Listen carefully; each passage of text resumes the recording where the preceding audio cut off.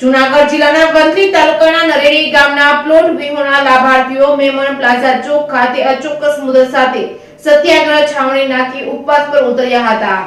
જૂનાગઢ જિલ્લાના વંથલી તાલુકાના નરેડી ગામના પ્લોટ વિહોણા લાભાર્થીઓ મેમન પ્લાઝા ચોક ખાતે અચોક્કસ મુદત સાથે સત્યાગ્રહ છાવણી નાખી ઉપવાસ પર ઉતર્યા હતા। જૂનાગઢ જિલ્લાના વંથલી તાલુકાના નરેડી ગામના પ્લોટ વિહોણા લાભાર્થી સતત 2 દિવસથી ઉપવાસ આંદોલન ચાલુ રાખવામાં આવ્યું હતું। આજે સાંજના સમયે 5 વાગે ટીડીઓ સાહેબ અને ગ્રામ પંચાયત તેમજ તાલુકા પંચાયત સહિતના લોકો ઉપવાસ આંદોલન પર આવ્યા હતા। વંથલી તાલુકાના નરેડી ગામે 100 ચોરસ પ્લોટના લાભાર્થી તથા PMAYના લાભાર્થીઓને પ્લોટ ફાળવી આપીશું અને 15 દિવસની મુદત આપી આંદોલનને પૂર્ણ કર્યું હતું। 15 દિવસની અંદર લાભાર્થીઓને પ્લોટ સોંપવામાં આવશે એની ખાતરી ટીડીઓએ અને તાલુકા વિકાસ અધિકારી અને મામલતદાર ડીજે જાડેજા તેમજ નરેડી ગામના સરપંચ તેમજ અન્ય અધિકારીઓ દ્વારા આંદોલન પૂરું કરવામાં આવ્યું હતું। Reporting by Mehul Singal, Junagadh.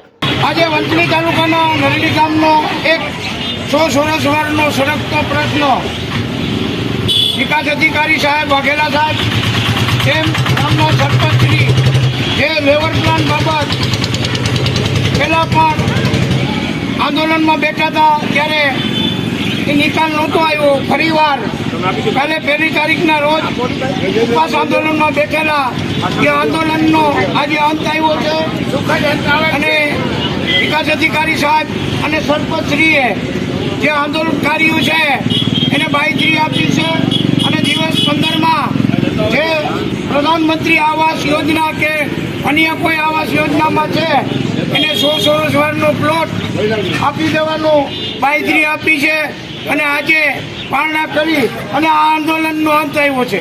Doctor Baba Saheb Ambedkar